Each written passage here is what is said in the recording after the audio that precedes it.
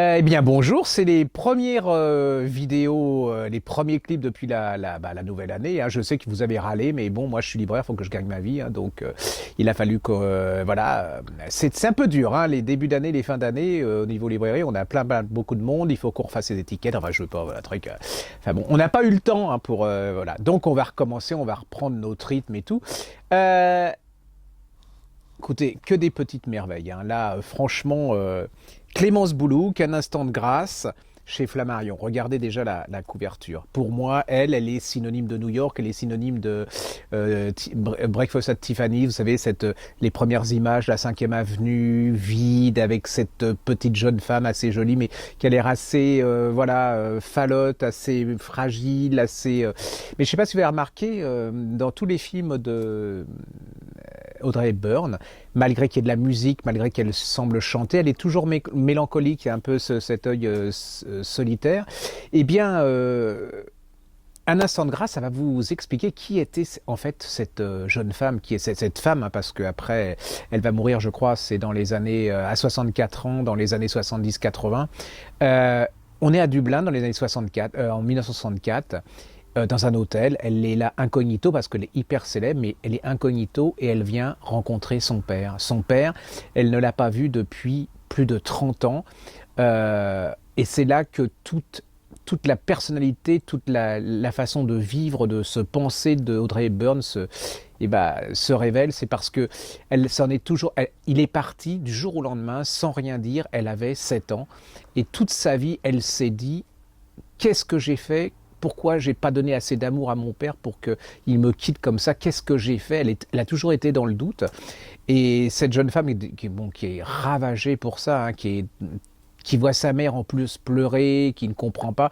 Mais la mère est pas mal non plus parce que la mère est une baronne néerlandaise qui fait comprendre à sa fille que l'individu ne compte pas. C'est-à-dire que toi, ma chérie, tu vois, t'es pas grand-chose. Donc elle va se trimballer toute sa vie, ce doute, en disant, elle va voir cet immense succès, hein. Puis en plus, elle a eu quelque chose qui l'a aussi traumatisée. Elle était folle de danse, elle était assez douée, hein, au niveau de la danse, mais il va s'avérer elle va s'y être mise beaucoup trop tard et qu'elle ne pourra pas continuer comme ça. Ceci dit, ça lui servira beaucoup parce que quand on voit l'élégance de la manière dont elle marche, la manière dont elle danse aussi dans ses films, ça lui a beaucoup servi.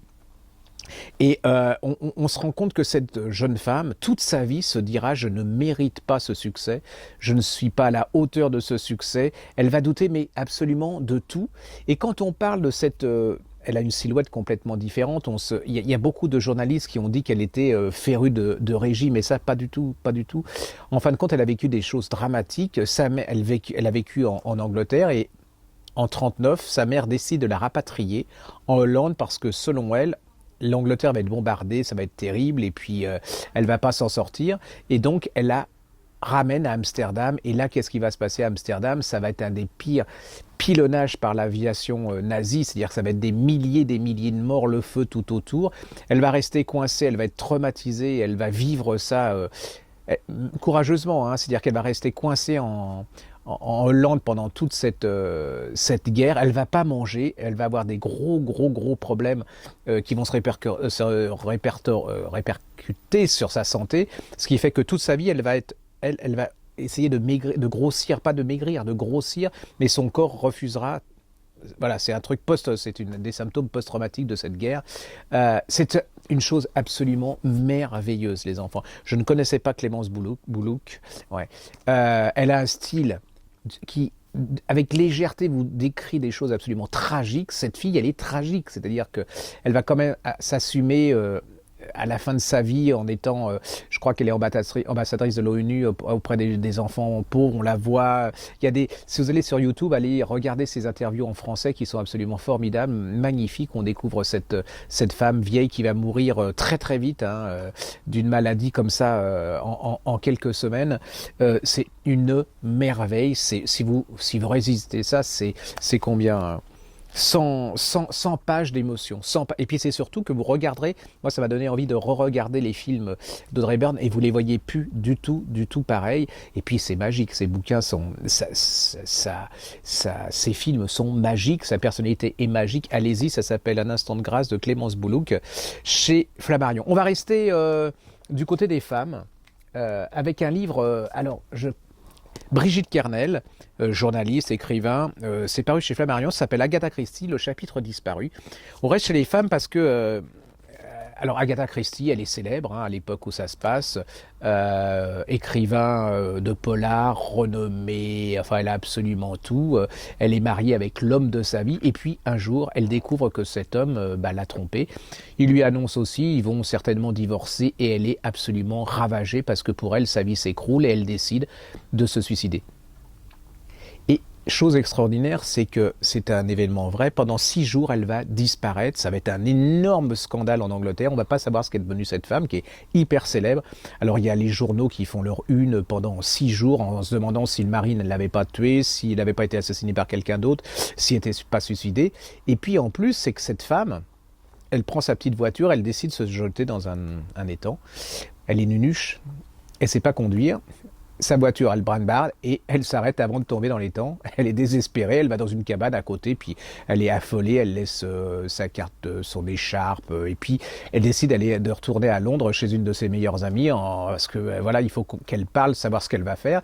Et puis toutes les deux, elles se mettent en se disant, mais peut-être que tu le feras revenir en disparaissant complètement.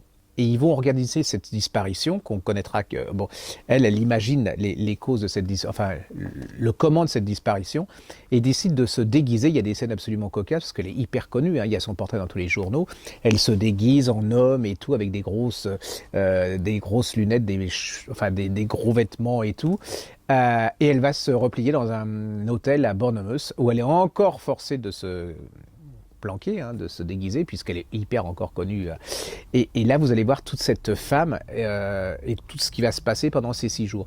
C'est extraordinaire parce qu'en fait, Agatha Christie, je ne sais pas si vous êtes comme moi, mais toutes les photos qu'on voit derrière les trucs, c'est une vieille mémé avec une voilette. Elle a l'air complètement... voilà, c'est l'air sclérosée, statufiée. Elle n'a pas l'air humaine. C'est quelque chose... c'est tellement immense. Et en fin de compte, vous allez découvrir une femme avec sa jalousie, une vraie femme, quoi, avec sa passion et tout, qui est complètement désespérée, qui peut être colérique, hargneuse, qui vengeresse et tout. Enfin, c'est une petite merveille. Là, vous avez 2 choses extraordinaires. C'est chez Flammarion, je tiens à les féliciter. En plus, les couvertures, je trouve que sobres, bien, voilà, classique, ça donne envie de les lire.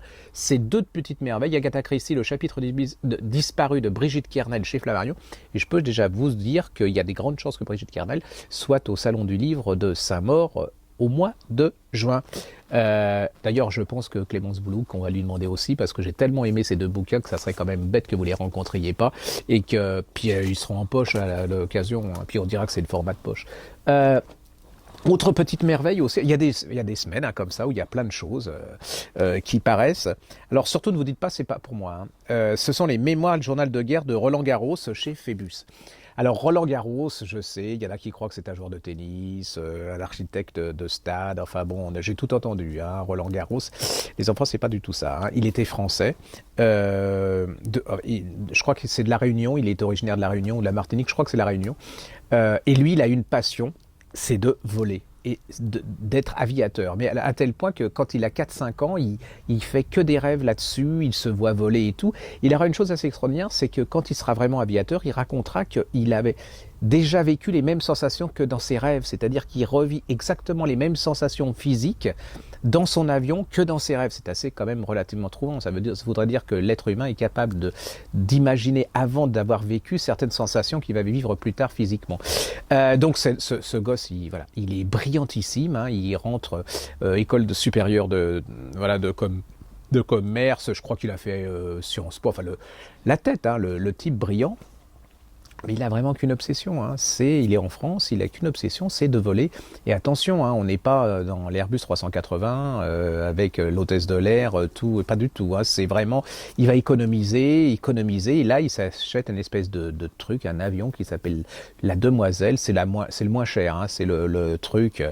Et puis, alors il raconte, c'est extraordinaire parce qu'il y a tout, le moindre neuneu veut voler, ça va depuis l'alcoolo, la divorcée, la châtelaine, le quincaillier, tout le monde, il va y avoir plein de morts, il raconte ça, c'est vraiment irrésistible.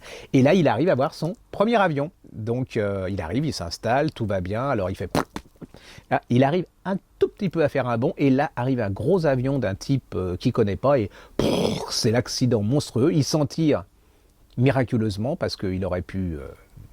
il laissait vraiment la peau. Et c'est le début d'une aventure extraordinaire. Alors, qui est Roland Garros? Parce que Roland Garros, aviateur, bien sûr, mais grâce à lui, enfin, à cause de lui, enfin, j'en sais rien, c'est le combat aérien pendant la guerre va complètement être bouleversé. C'est-à-dire que si vous regardez les films, vous savez, il y a certains films, on les voit, ils sont avec leur avion complètement pourri, avec des ailes comme ça de chaque côté, ils en ont 4, et il y a le mitrailleur qui est derrière, en sens opposé du sens de circulation de l'avion. Et bien lui, il a inventé la mitrailleuse qui va passer, les balles vont passer à travers les hélices quand elles vont tourner. Vous voyez, donc ça change tout, c'est-à-dire que le pilote est en même temps en face de l'autre, donc ça va absolument tout changer. C'est le premier gars qui va avoir traversé la Méditerranée en avion, et c'est lui qui recommande, entre autres, de l'altitude, c'est-à-dire qu'il va aller jusqu'à 5000 mètres. Il va faire plein de choses. Ça gagne pas beaucoup, hein, ça, au niveau aviateur, donc il va être dans les cirques volants, c'est-à-dire qu'il va aller au Brésil, il va aller à Cuba, aux États-Unis, il va faire partie des cirques volants, c'est-à-dire qu'ils vont faire des exhibitions avec leurs petits avions. Il va y arriver à la guerre, hein, 1914, il va être brillant, il va être un des grands héros de la guerre de 14, à tel point qu'avec ses compétences, on lui dit bah, revenez en arrière pour nous apprendre tout ce que vous savez, et lui il refuse parce qu'il a trop honte, il veut continuer à faire la guerre, il va se faire descendre. Il va mourir. Alors on est très mixte, hein. C'est-à-dire que certains pensent qu'il s'est fait descendre en combat et d'autres qu'en fait il a été victime d'un accident mécanique et qu'il est tombé. Bon, enfin bon voilà, le truc c'est qu'il est mort. Mais entre-temps, pendant la guerre, il s'était fait déjà descendre, il avait été fait prisonnier par les Allemands et il s'est échappé déguisé en officier allemand, d'où de là vient l'idée de Renoir, le cinéaste, dans La Grande Illusion, avec ces fameux échappées, enfin évasions, avec déguisés en colonel allemand. Voilà, c'est une merde. Alors si vous aimez pas les avions, si vous aimez pas les bateaux, si vous en avez rien, ça n'a absolument rien à voir. C'est vraiment un grand roman d'aventure.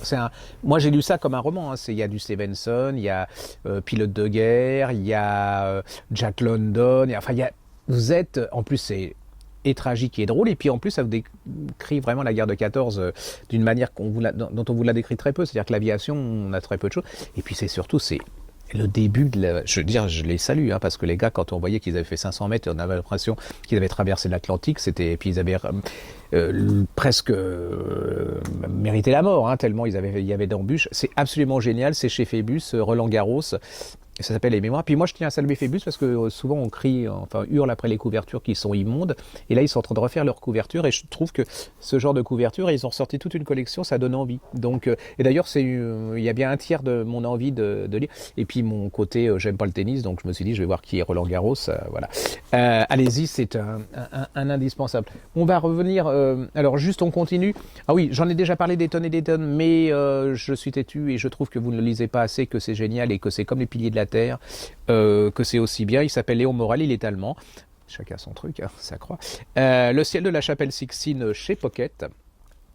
Voilà, ça c'est pour moi, c'est les romans historiques comme je les aime, c'est-à-dire que on a un petit jeune, lui il veut être sculpteur et puis il est en admiration devant Michel-Ange. Il va arriver à devenir, comment dire, je ne sais même pas, son stagiaire, c'est pas le mot, mais bon, voilà. Il va le suivre partout, vous vous retrouvez à Rome, vous découvrez Michel-Ange. Michel-Ange, lui, il est sculpteur, ce qu'il veut faire, c'est de la sculpture. Et là, vous avez Jules II, un pape absolument génial au niveau de la culture, mais alors, une crapule, enfin, un Borgia, vous voyez le genre, tout. Et lui, il veut que Michel-Ange peigne et il veut quoi? Lui faire peindre les fresques de la chapelle Sixtine. Et là, vous allez voir, ils vont s'engueuler, mais quand on est le pape, voilà, on se tait, hein, parce que c'est lui qui a l'argent, c'est lui qui a le pouvoir, donc vous allez voir comment Michel-Ange va faire ses fresques de la chapelle Sixtine. Vous êtes avec lui, hein, c'est-à-dire que, après, si vous allez à Rome, vous ne verrez plus la même manière, parce que vous allez voir comment ça s'est vraiment fait, comment ça a été la difficulté, comment il était tout seul au plafond, hein, tout seul, avec la peinture qui lui tombait sur la figure, à faire ces fresques absolument immenses. On se demande comment il a fait. Là, vous avez un peu une explication. Et puis, vous avez Rome. Alors, c'est pas la Rome bon chic, bon genre d'aujourd'hui, avec les scouts et les paparazzi. Hein. C'est pas ça, ça sent mauvais. Il y a la corruption, il y a des meurtres, des complots, il y a les prostituées partout, c'est l'odeur. Enfin, c'est une ville absolument extraordinairement vivante, mais complètement différente de ce qu'on connaît. Ça s'appelle Le ciel de la chapelle Sixtine de Léon Morel. C'est chez Pocket. Alors, je sais qu'en ce moment, les gens n'ont pas forcément beaucoup le moral, alors je vais vous donner un petit livre. Je ne vous en ai pas parlé encore sur ces vidéos, mais voilà. Vous dites, oh là là, c'est terrible ce début d'année, puis il est mort. Bon, elle a de la chance, elle s'appelle Gisèle et pas Michel. Hein. Donc, parce que moi je serais Michel, je m'appellerais Michel, putain, j'aurais la trouille. Hein. Là, regardez Michel Tournier.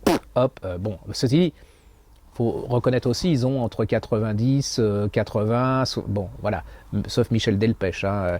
Michel Piccoli tient bon, hein, parce que, bon, Michel tient. Alors, on en revient à notre dame, hein, elle s'appelle Gisèle Casatsu, ça s'appelle 100 ans, c'est passé si vite, un livre qui rend heureux, c'est exactement ça, c'est chez J'ai lu, ça vient de paraître en petite collection. C'est une femme extraordinaire, elle est née en 1914, elle a traversé le siècle. Alors elle a des enfants hyper connus qui sont... Alors elle est comédienne, si vous ne la connaissez pas, qui est une comédienne extraordinaire. Elle a joué dans des films absolument merveilleux. Elle va raconter son siècle avec les tragédies, les comédies. Elle est passée à travers plein de choses absolument dramatiques, mais aussi très très belles. Elle va vous apprendre à revoir ce qui est beau, c'est-à-dire vos petits bonheurs quotidiens, vos petits, voilà, tout ce qui fait le charme de la vie, et revoir vos enfants, revoir les autres, et puis elle vous fait parcourir le siècle d'une manière un peu différente, et puis elle aime la vie, elle se dit qu'est-ce que j'ai de la chance d'être là, même s'il m'arrive des tas de trucs, un peu dramatiques, c'est vraiment... C'est pas neuneux, hein, c'est pas le genre neuneux. Hein. Elle est brillante, elle est intelligente, c'est une véritable artiste. En plus, elle a un truc, elle est modeste. Ce qui est à notre époque, vous voyez, c'est pas le Hana, ni tous les neuneux de, voyez, je veux dire, les ch'tis font à la campagne ou au Brésil, c'est pas du tout ça, c'est pas Secret Story, c'est le contraire, c'est-à-dire, en plus, elle est très pudique, c'est comme la couverture, c'est tout en délicatesse, c'est comme un tableau impressionniste, c'est des petites touches comme ça, et vous ressortez de là-dedans, les enfants. Je crois que, vous voyez, là, c'est irrésistible, ça vaut tous les comprimés de vitamines et tout, c'est du bonheur en mots. Allez-y, ça s'appelle Gisèle Casatsu, 100 ans, c'est passé si vite. Si vous avez des amis, bah, achetez-le leur, vous savez, ce petit cadeau, ça vaut toutes les fleurs possibles et toutes les grands... Ça vaut les cadeaux d'à 3 000 ou à 5 000 euros, parce qu'avec ça, vous allez leur donner du bonheur pendant des jours et des jours.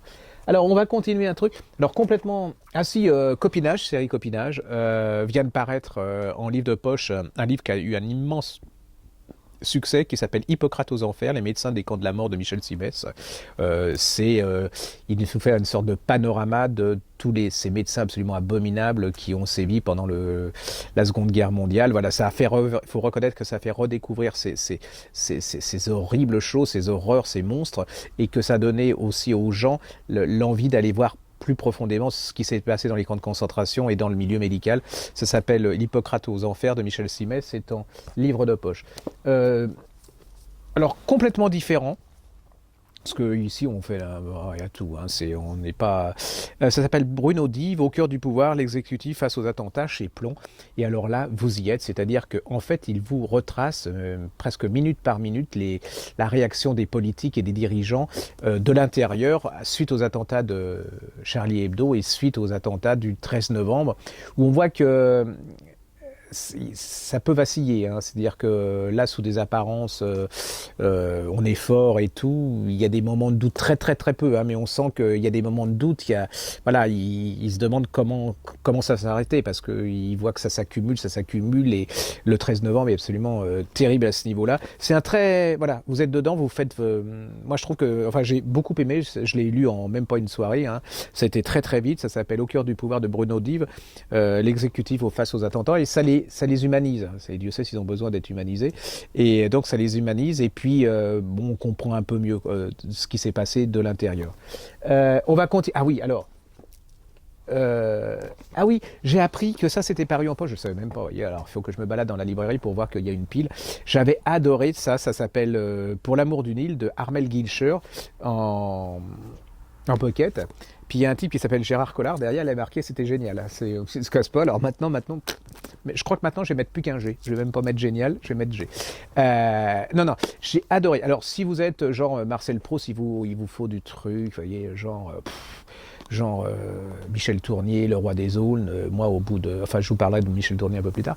Et donc, nous sommes en Bretagne, une jeune femme qui fait des études de médecine, elle est sur le continent, et puis il faut qu'elle fasse des remplacements, et elle est originaire de l'île, hein, on peut dire que c'est l'île de Sein par exemple. Elle va faire le remplacement du vieux médecin qui était là, puis il va prendre sa retraite, hein, donc elle est connue, hein, quand même dans ce... Et là, vous allez voir la difficulté d'être médecin, femme, dans une île, avec la tempête, des gens qui sont très quand même entre eux. Euh, les amis, les ennemis, les hommes, les femmes. En plus, vous allez découvrir quelque chose que je connaissais comme ça, mais pas énormément. C'est la collaboration des nationalistes bretons pendant la guerre avec les nazis. Et c'est-à-dire que voilà, il y a un secret dans cette histoire. Un des secrets, entre autres, c'est pourquoi son père a disparu voilà, pendant la guerre, pourquoi sa mère était veuve. Vous allez découvrir pourquoi. C'est un magnifique livre de détente. Alors en plus, vous respirez parce que vous en prenez plein, des embruns, des trucs. Ça va à 100 à l'heure. C'est psychologiquement bien ficelé. Vous voulez vous changer les idées. Et vous prenez un grand bol d'air. Vous découvrez la Bretagne. Vous découvrez une partie de l'histoire de la Bretagne. Et puis c'est bien foutu. C'est un peu machiavélique. Il y a du suspense. Voilà.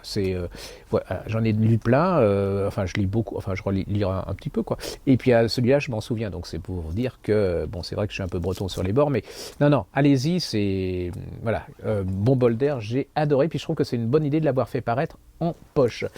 Euh, alors chef-d'œuvre, hein, c'est La vie et les confessions d'Oscar Wilde de Frank Harris. C'est aux éditions, je vais vous le dire, La Dernière Goutte, j'adore ça. On avait déjà l'édition de La Brouette. Là, il faut faire quelque chose, les enfants. C'est absolument génial. Et là, rien. Mais alors, rien, je veux dire. Rien. C'est-à-dire, vous avez une pile de 10, vous la changez de place, vous la mettez comme ça, vous mettez une étiquette, rien. Vous passez à côté et c'est absolument une merveille. Parce qu'Oscar Wilde, qu'est-ce que vous connaissez d'Oscar Wilde? Il y en a beaucoup d'ailleurs, ils ne connaissent rien du tout. Et là, vous allez découvrir un personnage absolument extraordinaire, le personnage déjà des parents, c'est un Irlandais, hein, et il avait une mère pas piqué des verres. Le père, je ne vous dis pas, légèrement, vous savez, le père dans la profession médicale qui aime bien légèrement abuser de ses patientes. Vous voyez, déjà, mais dans l'establishment, très victorien, la classe, hein, c'est-à-dire que on harcèle. La mère, genre bas bleu, c'est-à-dire qui écrit des poèmes, mais qui était le chantre de l'indépendance irlandaise. Donc, vous voyez, deux fortes personnalités avec, et puis ce gosse-là qui se retrouve au milieu de ça, qui est artiste, hein, qui est un peu en décalé de tout le monde, qui a une vision du monde qui est absolument déjà voilà, hors du monde tout en étant... Il a besoin d'exister, il a besoin d'amour, et vous allez découvrir la carrière de cet homme, alors brillant, qui a écrit parmi les pièces les plus extraordinaires, les romans, hein, le portrait de Dorian Gray et tout, homosexuel. Ça se dit pas à l'époque, hein. Ça se vit, mais on s'en vante pas, on se cache, tout le monde le sait dans l'aristocratie et tout. Mais lui, il est pas comme ça, hein. Il a un côté quand même, je me la pète, hein. Donc, il est Oscar Wilde, il est adulé pour son talent, et puis il va arriver ce qui va arriver. Il va tomber amoureux d'un jeune lord. Il va s'afficher, ça va se savoir. Ça va être un procès absolument retentissant pour l'époque. Il va être condamné pour l'exemple. Vraiment pour l'exemple, cet homme qui était brillant, qui avait de l'argent, qui était le sommet de la mode, c'est-à-dire que tout le monde s'habillait comme lui, qui avait un côté provocateur, qui avait, voilà, genre tête à claque, hein, quand vous êtes moyen, c'est le genre de type, vous voyez, c'est le premier de la classe, c'est-à-dire que voilà, tout le monde s'est précipité dessus, c'est-à-dire qu'ils ont adulé et après ils sont jetés dessus. La jalousie s'est exprimée, il va se retrouver dans une des pires prisons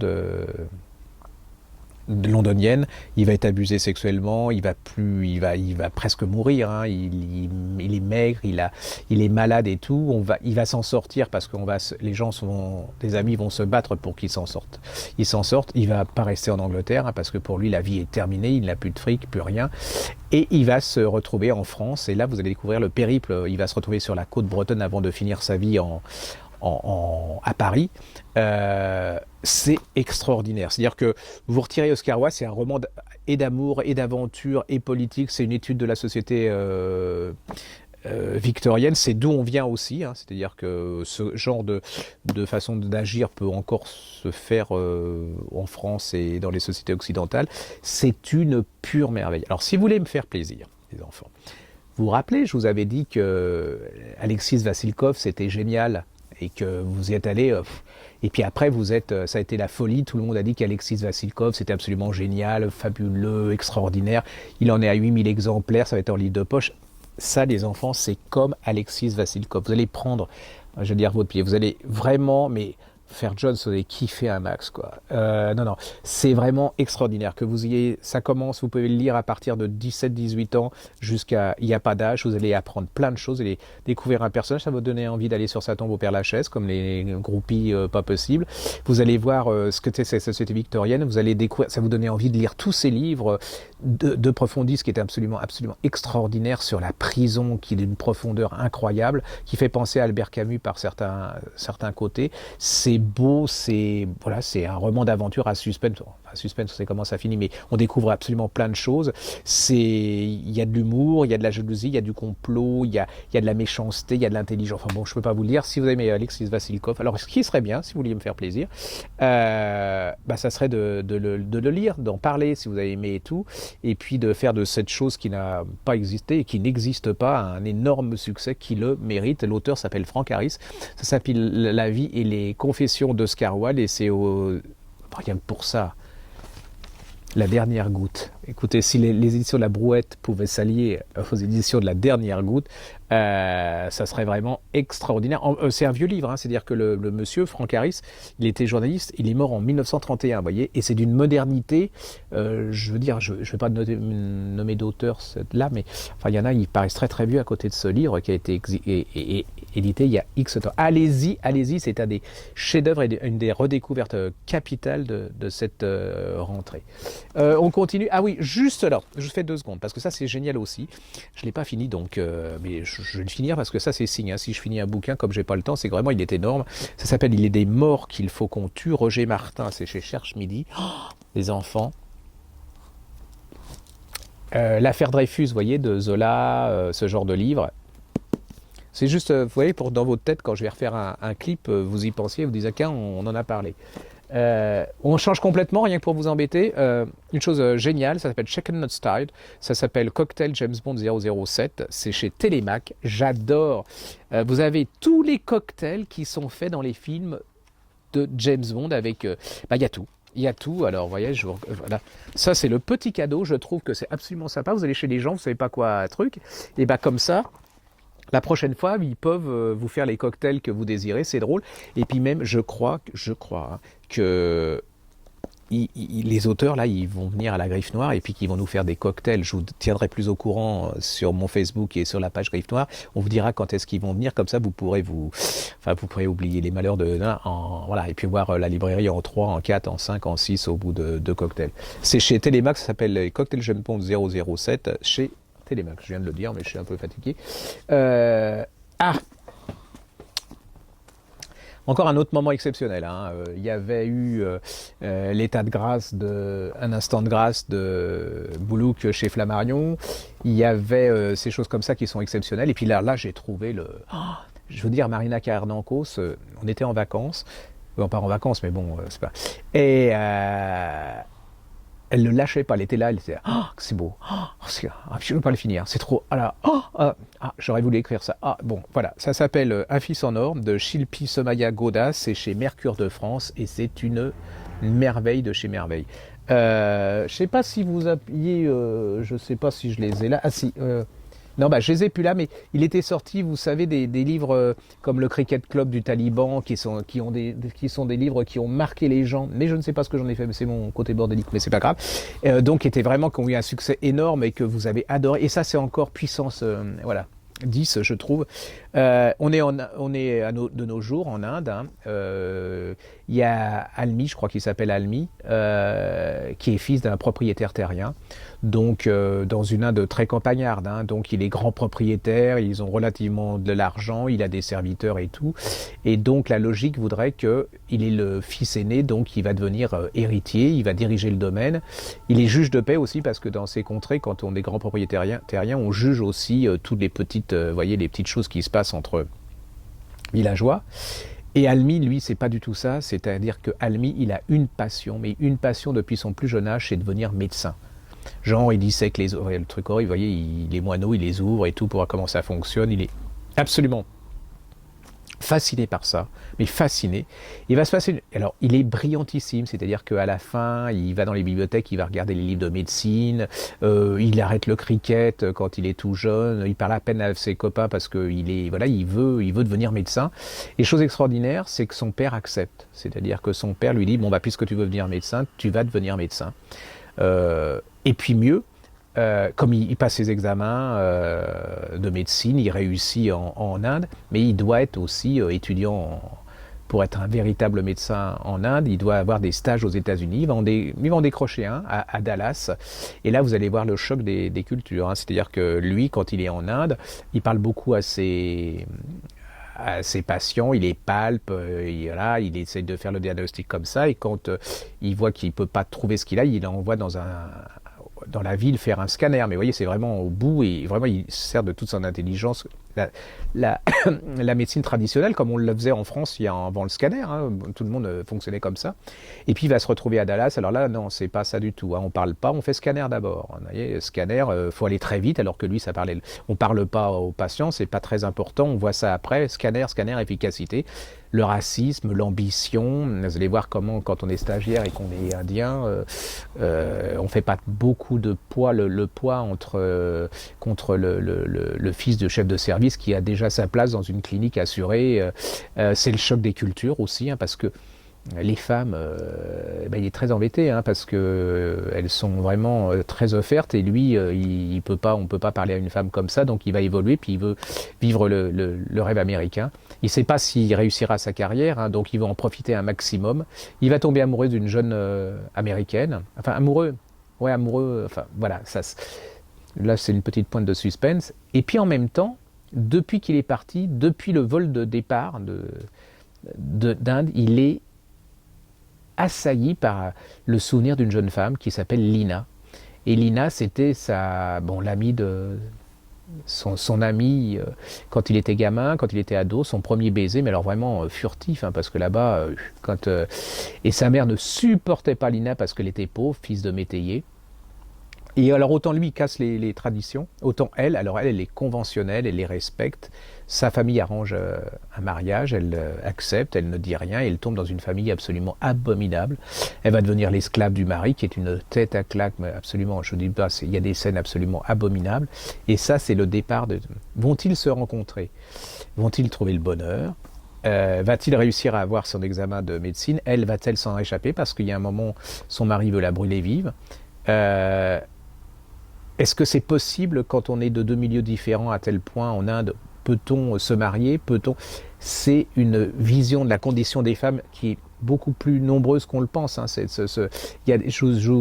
Regardez ma page Facebook, j'ai mis dessus, à propos de ce livre, des documentaires faits sur France 5 sur les mariages en Inde et sur la condition des femmes en Inde, ce qui est à peu près 70%, et vous verrez que c'est absolument tragique, parce qu'on parle toujours de la condition des femmes musulmanes et dans les pays du Moyen-Orient. Là, vous allez voir que c'est absolument abominable aussi. Allez-y, c'est absolument chef-d'œuvre, hein. C'est une fois que vous êtes dedans, vous lâchez pas. Puis alors en plus, vous le gardez longtemps en tête. Ça s'appelle Un fils en or de Shilpi Somaya-Goda. C'est au Mercure de France. Ah oui, ah bah si, c'est ça que je voulais vous dire. Un fils en or, c'est aussi bien que le Cricket Club des talibans paru en folio, absolument extraordinaire. Et puis ce chef-d'œuvre énorme qui s'appelle L'équilibre du monde de Rohinton Mistry, en livre de poche, qui est pour moi un des plus grands écrivains indiens du XXe siècle, hein. C'est vraiment... Allez-y, vous lisez ces trois-là, vous allez voir, c'est absolument fabuleux. Ah oui, je vous avais montré aussi le livre de Gisèle Casatsu sur le bonheur. Elle racontait sa vie dans le XXe siècle, au XXe siècle. Ben, vous avez un peu l'équivalent de ce monsieur qui s'appelle George Dawson. Il a écrit un livre qui s'appelle Life is so good. Alors lui, il a 102 ans, hein. Elle a avec 100 ans, il faut qu'elle tienne. Et en fait, il est issu du sud des États-Unis. Il va vous raconter sa vie. Et à travers sa vie, c'est la condition des Noirs aux États-Unis. depuis pour ainsi dire l'esclavage jusqu'à actuellement, mais c'est aussi hyper tonique, c'est-à-dire que, alors vous apprenez beaucoup de choses sur la condition de cet homme, et puis cette façon de surpasser les événements, les drames, sa condition, pour en fait aimer la vie, et puis que ça remet les choses en valeur par rapport à nos petits gémissements quotidiens, et que voilà, c'est un livre capital si vous voulez connaître les États-Unis actuellement, c'est une suite, ce qui se passe actuellement, Obama, c'est une suite logique à ça. Allez-y, ça s'appelle Life is so good, Petite bibliothèque Payot de George Dawson. Ah, autre chose, j'avais adoré, je l'ai peut-être pas dit ici, je l'ai peut-être pas encore présenté, de Marie-Bernadette Dupuis, Angelina, les mains de la vie. Et là vient de sortir le tome 2, Au temps des délivrances. Oh, j'ai adoré. Vous vous souvenez, il y avait une trilogie qui s'appelait Les accoucheuses en pocket, qui a un succès. On continue à le vendre énormément. Et là, Angelina, c'est une jeune femme. Alors sa mère, elle est... déjà, on ne sait pas de qui est le père d'Angelina. Hein. Donc la mère est absolument une femme à la campagne, dans l'Ariège. Elle adore la médecine et elle veut être sage-femme. Elle va tomber amoureuse, jeune, et le type va s'en aller. Il va rester Angelina. Et Angelina, elle veut suivre le chemin de sa mère. Elle veut être... Voilà. Elle va réussir ses études. Alors, il y a à la fois la description de l'Ariège, vous savez, le sud de la France, c'est super. Ça fait Vincenot, Guy Soumy, enfin, vous voyez, tout, c'est absolument fabuleux. C'est la redécouverte d'où on vient, parce qu'on a tous un ancêtre quelque part qui est paysan. Hein, donc, même les Parisiens les plus branchouilles du Marais, je vous assure, vous avez un ancêtre qui est paysan, hein, c'est voilà. Et donc là, vous avez cette vie, alors une vie où les gens sont à la fois chaleureux, mais aussi très conservateurs parce que dirigés par la religion, par le curé. Et donc Angelina, elle va monter à Paris, elle va faire ses études, elle va réussir, hein, elle va se marier à un médecin, elle va être dans un milieu, l'argent, le pouvoir et tout, mais elle se rend compte que c'est pas son milieu du tout. Et elle décide de tout quitter, de retourner dans son Ariège natal. Et là commence le début de cette description de cette femme, de la médecine, de voilà. Allez-y, alors, je vous jure, une fois que vous commencez, alors c'est pas de la littérature avec un grand L, c'est pas Michel Tournier, c'est pas voilà, mais c'est efficace et ça vous apprend. Ça vous fait retrouver les racines, ça vous dire quelque part, on vient tous de là, puis cette femme, ça fait du bien, vous savez, ça fait un peu ces séries qu'on a sur 20 épisodes à la télé, que je regardais quand j'étais gamin, voilà. Ah, très joli portrait de femme, si vous avez voilà, je recommence. Si vous avez aimé Les Accoucheuses, vous adorez ça, parce que Les Accoucheuses, ça se passait au Québec, enfin au Canada, et là c'est vraiment typiquement français, l'Ariège, absolument génial.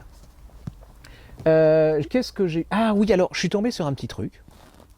Alors là, je vais vous dire, un monsieur qui s'appelle Jean-Luc Seigle, qui a écrit une pièce de théâtre qui s'appelle Excusez-moi pour la poussière chez Flammarion. Alors déjà, moi, quand je vois le théâtre, pièce de théâtre, moi, j'y arrive pas. Hein. Je sais pas comment vous faites, mais moi, entre le nom du personnage, les trucs en italique, scène numéro chien, moi, au bout de 10, je me tire et je m'ennuie. J'ai hyper mal à lire Molière dans le texte. Voyez-vous, je préfère avoir le DVD avec Molière qui se joue, parce que là, je préfère lire Marcel Proust en 5 tomes qu'une pièce de Molière, voilà. Et là, il avait fait l'effort de me dédicacer en disant que j'étais le plus beau, donc automatiquement je l'ai cru, hein, donc je me suis dit que voilà, je suis capable. Et c'est une pure... Mais en fait, ça se lit pas comme une pièce de théâtre, parce qu'en fait, c'est comme des chapitres. C'est une pièce où elle est toute seule, enfin où l'actrice est absolument toute seule, et ça parle de Dorothy Parker. Alors Dorothy Parker, Remember, c'est pour moi une des plus grandes auteurs de nouvelles américaines. Elle a écrit un truc qui s'appelle La vie à deux, qui est absolument chef-d'œuvre. 1920, vous voyez, 1930, 40, enfin voilà. Femme hors du commun, hein, vous voyez, c'est une emmerdeuse. Là, elle est dans un hôtel. Elle est un peu à la fin de sa vie, hein, et puis elle a décidé que elle allait se remarier avec le même mari. Vous voyez, elle avait divorcé et tout. Et elle va vous parler des femmes. Alors déjà, elle est complètement la bouteille de whisky à 5 heures du matin quand elle se réveille. Vous voyez, donc costaud. C'est drôle, c'est fin. C'est d'une méchanceté, d'une cruauté. Mais en plus, ce qui est terrible, c'est que tout est vrai. c'est-à-dire qu'elle vous parle de vous, des femmes. Il est brillant, il est drôle, il vous fait sourire avec. C'est une délectation ce petit bouquin. Franchement, je vous jure, ça vaut 10 €, c'est une pure merde. En plus, ça vous donne envie d'aller voir qui était Dorothy Parker. C'est l'histoire d'une. En plus, c'est une époque complètement naze, parce que la nôtre, on dit qu'on est naze, mais là, ils étaient complètement. C'était brillantissime, hein, c'est-à-dire Parker, c'est tout, toute l'époque. Après, vous allez avoir Hemingway, Fitzgerald.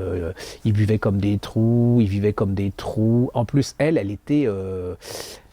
C'est elle qui a créé, je crois, le syndicat, premier syndicat des scénaristes. Donc, en fait, son truc, c'est d'écrire des romans, mais elle pouvait plus puisque, en fait, les grandes chaînes, c'était pas des chaînes, mais le Metro-Goldwyn-Mayer et tout ça se sont dit, celle-là, plus jamais, puisque elle a essayé de nous faire augmenter les salaires et tout, donc ils l'ont coincée. Elle pouvait plus écrire de scénario parce qu'en fait, elle était scénariste, hein, donc de génie, et elle est pour ça qu'elle est coincée et qu'elle ne peut plus faire que des articles brillantissimes dans les journaux et des nouvelles qu'elle va éditer comme ça. C'est absolument... Je vous en parlerai parce que je ne vous lâcherai pas, parce que c'est absolument fabuleux. Vous lisez ça, c'est... Et allez-y, parce que alors en plus, je vais y aller, il fait... sa pièce se joue.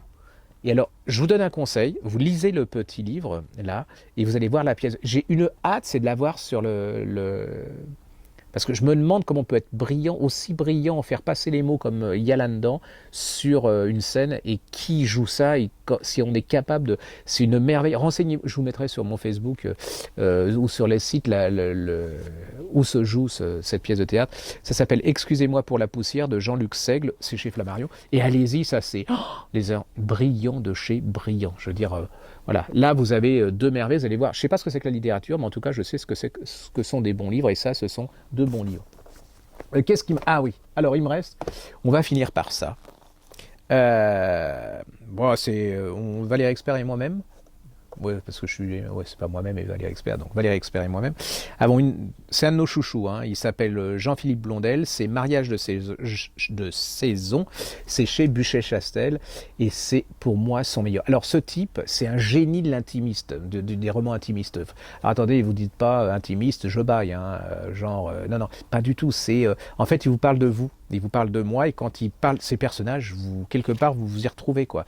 Là on a Corentin, il a 27 ans, il a fait des études d'histoire, mais comme tout le monde fait des études, vous voyez, c'est le genre on fait plaisir aux parents, on ne sait pas où on va, il a des nénettes comme ça, mais voilà, et puis il aide son oncle qui s'appelle Yvan, oui c'est Yvan, qui lui est vidéocast, je crois, je ne sais plus exactement le terme, en fait c'est le type qui fait des vidéos des mariages pendant le week-end. Vous voyez, avant, au XXe siècle, on fait des photos, eux, ils font des vidéos. Et il a demandé à son oncle de l'aider parce qu'il ne savait pas trop quoi faire, juste. Et puis, ben voilà, puis c'est devenu tous les week-ends. D'où la difficulté d'avoir une jeune femme, parce que les filles, elles sont contentes, mais le week-end, c'est sympa d'être avec son mec, et si le type est jamais là, voilà. Mais alors, Corentin, il a un problème, c'est qu'il est très empathie, il est en empathie avec les mariés et les mariés sans eux, vous voyez. Alors que Yvan, lui, c'est je suis là pour faire des films très professionnels et tout. Et là, vous allez avoir une galerie de mariés absolument extraordinaire. Alors, je vous conseille, messieurs, ou mesdames, je crois que vous pouvez adapter, si vous avez une lettre d'amour à faire à quelqu'un et que vous êtes en panne, voilà, pages 45 et 46, c'est la plus belle chose que j'ai lue. Hein. C'est un des trucs, une sublime lettre d'amour. Et Corentin, il parle avec les mariés. Alors, il y en a qui... Ils vont se marier, ils vont se tirer, quoi. Je veux dire, le type, il dit non, je peux pas, et tout, il va en parler. Puis c'est des mariages que tout le monde a connus, vous voyez, on mange trop, on boit trop, il y a ceux qui sont snobs et il y a ceux qui dansent jamais, il y a ceux qui font table à part, il y a la mère de la mariée absolument abominable qui veut tout dominer, le père de la mariée tout comme ça, il y a le marié tête à claque, il y a la mariée, vous la supportez pas, et puis il y en a une, je vous dirai pas, et puis je vous dirai pas. Et puis voilà, à tel point que c'est vrai qu'avec Valérie, on était là, on voulait pas le finir parce que voilà, c'était tellement bien. Et la fin, en plus, je vous dis pas, la fin, c'est génial. Ça vous met pas le moral à zéro. et vous allez devenir très très amis avec Yvan et Corentin. C'est une petite merveille, un petit bijou. C'est un voilà, c'est un doudou. Vous savez, vous avez pas le moral, vous avez ou entre deux, voilà, vous lisez ça, vous prenez ça dans le train. Vous voyez, vous avez une heure ou deux ça s'appelle Mariage de saison, Jean-Philippe Blondet chez Buchet-Chassel. Puis ça serait sympa de faire un effort parce que ce genre de livre, personne n'en parle parce que les critiques, oh là là, truc intimiste. Vous voyez, c'est eux, il leur faut genre City, je sais pas quoi, qu'on a acheté 500 000 $. Vous voyez, il leur faut de l'incompréhensible, du lourd, du genre, vous mettez 4 fois comprendre la première page et vous retournez au prologue parce que vous n'avez pas compris la première page. Vous voyez, donc ça, c'est sublimement français dans le meilleur sens du terme. Puis vous allez, voilà, mine de rien, ça vous décrit et c'est toujours fait avec tendresse, c'est fait avec c'est vrai, hein, je vous en prenais quand même plein la tête. Plein de tendresse, plein de poésie, plein de charme, drôle, incongru, inconvenant, ouais, tendre. Et puis achetez-le, lisez-le, parce que ce type, vous savez, les écrivains, c'est fragile, et il y a un moment, ils se disent, bon, personne ne parle de mon livre et tout, bah à quoi ça sert que j'écrive, quoi? Ça sert plus à rien, peut-être que je vais arrêter. Alors, ça serait quand même con qu'un type comme ça s'arrête d'écrire.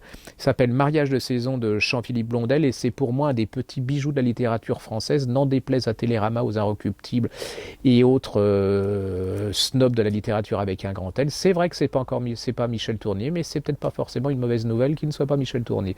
Voilà, c'est chez Buchet-Chastel.